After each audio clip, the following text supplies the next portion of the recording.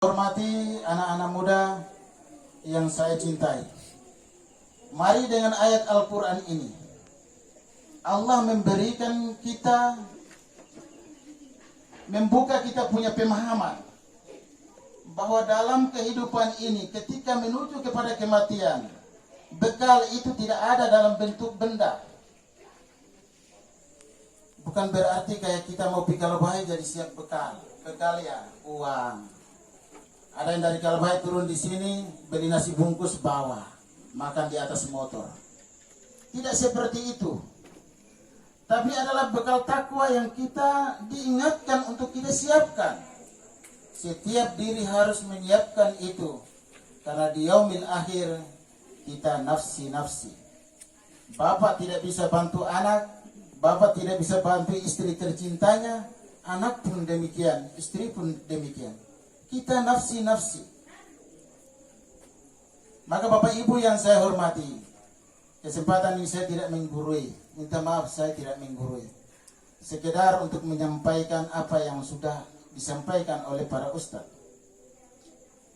Bahwa dalam kehidupan kita menuju kepada akhirat, bekal yang kita siapkan adalah bekal takwa.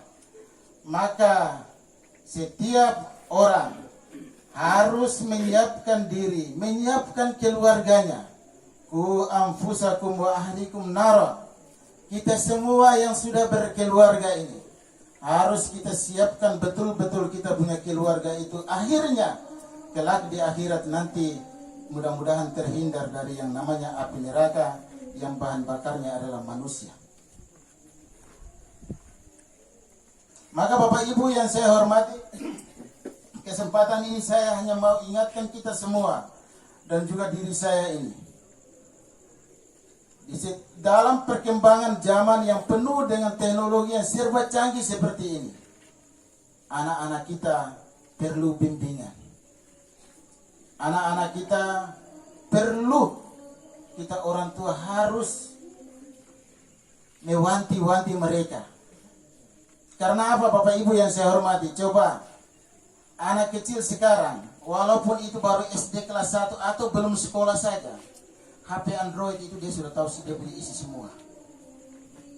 Orang tua masih meraba-raba. Tapi anak yang belum sekolah, belum mengerti apa-apa saja, HP dia bisa buka sendiri. Sementara di dalam HP itu, yang namanya kebaikan, yang tidak baik, semua ada di dalam HP. Maka kita orang tua kalau membiarkan kita punya anak-anak pegang HP yang seperti itu, minta maaf. Nanti sebentar kita panggil kita punya anak juga setengah mati. Karena pikiran dia adalah tertuju pada HP tadi. Kalau ini yang terjadi, apakah bisa ku anfusakum ini kita bisa jamin keluarga kita untuk terhindar dari api neraka atau tidak? Sementara perkembangan sudah menunjukkan seperti itu. Dulu, zaman dulu bapak-bapak doang ini dulu beda sekarang. Terlalu kemaksiatan banyak sekali ada di dalam HP. Dalam bentuk apa saja.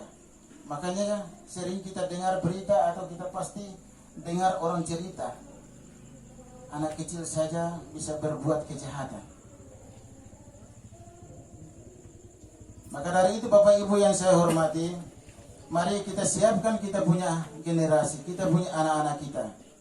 Agar kelak ketika kita menghadapi sakaratul maut, mulai menghadapi sakaratul maut, anak-anak insya Allah bisa dapat membimbing kita, mengingatkan kita ketika kita di sakaratul maut itu. Yang Rasul gambarkan bahwa kalau kita potong barang itu 300 kali, sama dengan sakitnya sakaratul maut itu. Atau ibarat lain adalah sakaratul maut itu sakitnya seperti binatang kambing hidup yang kita kuliti dia. Maka ketika orang sudah meninggal, itu badan sara punya tugas adalah membersihkan jenazah itu. Minta maaf, ini saya omong ini ada pengalaman sedikit. Ketika ada Saya punya jamaah meninggal. Begitu bawa dari rumah sakit datang di rumah, kita bilang minta maaf, mama dong keluar kok, kita kasih bersih dia dulu. Istrinya mengamuk kita luar biasa. Saya punya suami ini sholat, saya punya suami zikir setiap hari, bersih dia. Jadi tidak usah kasih bersih dia lagi karena dia sudah kasih bersih dia punya diri. Saya bilang mama betul. Tapi sakaratul maut itu, coba kita bayangkan, kita kena stroke saja, kencing bisa lari, kotoran bisa keluar. Apalagi sakitnya sakaratul maut yang Rasul gambarkan seperti itu.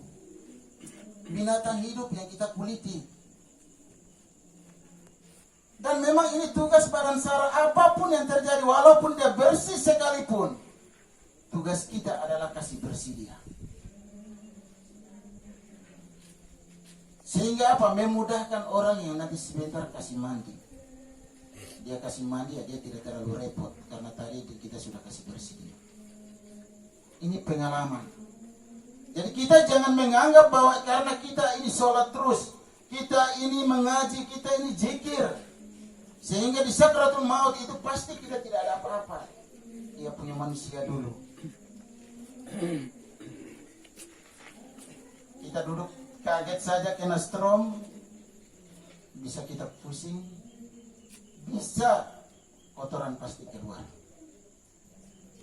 Itu pasti. Maka kita yang ketika menjaga orang yang menghadapi sakratul maut itu harus paham ilmunya.